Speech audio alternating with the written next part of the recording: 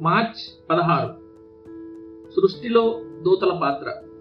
అపవాది తాను సృష్టించబడిన పరిశుద్ధ స్థితికి సంబంధించిన శక్తిలో అధిక భాగాన్ని కోల్పోయినప్పటికీ వాడు ఇంకా దూతగానే ఉన్నాడు.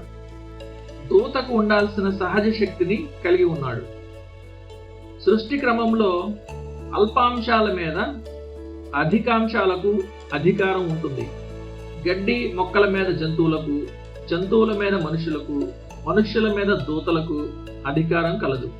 దూతల స్వభావం ఆత్మ సంబంధమైనది గనుక అవి ఉన్నతమైనవి. మనిషి యొక్క బలహీనత అతని శరీరంలో ఉంటుంది. మనిషి ఆత్మ గొప్ప కార్యాల కోసం సృష్టించబడినప్పటికీ అది శరీరం అనే మట్టి ముద్దతో భారముగా అణచివేయబడుతుంది. తన బలహీన భాగస్వామి అయిన శరీరానికి తగిన శక్తితోనే ఆత్మ పయనించవలసి ఉంటుంది. కానీ దురాత్మలు సృష్టి రీత్యా దూతలు గనుక వాటికి అటువంటి ఆటంకాలు లేవు.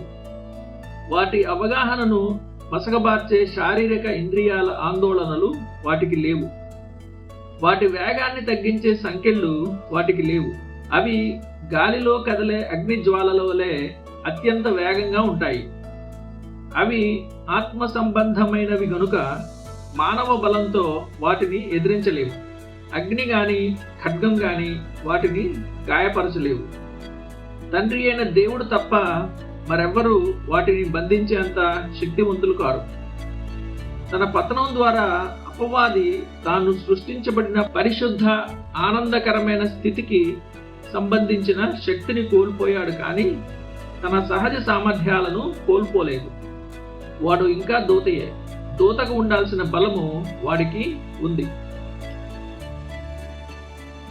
వారి పేర్లు, స్వభావంతో పాటు దెయ్యాల అపారమైన సంఖ్య కూడా వాటి శక్తిని పెంచుతుంది. ఒక ఇసుక రేణువు కంటే తేలికైనది ఏముంటుంది? కానీ అనేక ఇసుక రేణువులు కలిస్తే అది ఎంతో బరువు అవుతుంది. పేను కంటే చిన్న జీవి ఏది?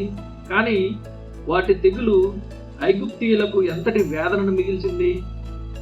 స్వభావ సిద్ధంగా శక్తిమంతులై సంఖ్యలో ఎంతటి సమూహంగా ఉన్న దురాత్మలు ఎంత భయంకరమో ఆలోచించండి. భూమి మొత్తాన్ని పీడించడానికి సరిపడా దెయ్యాలు సాతాను దగ్గర ఉన్నాయి. ఆకాశం కింద వాడు తన సైనిక దళాలను మోహరించని స్థలమంటూ ఏదీ లేదు. భూమి మీద ఏ ఒక్క వ్యక్తిని వదలకుండా ఈ శపించబడిన ఆత్మలు వెంబడిస్తూనే ఉంటాయి. ఏదైనా ప్రత్యేకమైన సేవ కోసం ఒకే వ్యక్తిలో ఒక దండును ఉంచడానికి కూడా సాతాను వెనకాడాడు. మార్కు సువార్త 5:9. ఒక్క వ్యక్తిని అణిచివేయడానికి వాడు అంతమందిని పంపగలిగితే సాతాను సైన్యపు హాజరు పట్టికలో ఇంకెన్ని కోట్ల దురాత్మలు ఉండాలి? ఈ దుష్ట శక్తుల సమూహాల గుండా నీవు ప్రయాణించవలసి ఉంది గనుక నీ పరలోక ప్రయాణం కష్టతరంగా ఉన్నందుకు ఆశ్చర్యపోవద్దు.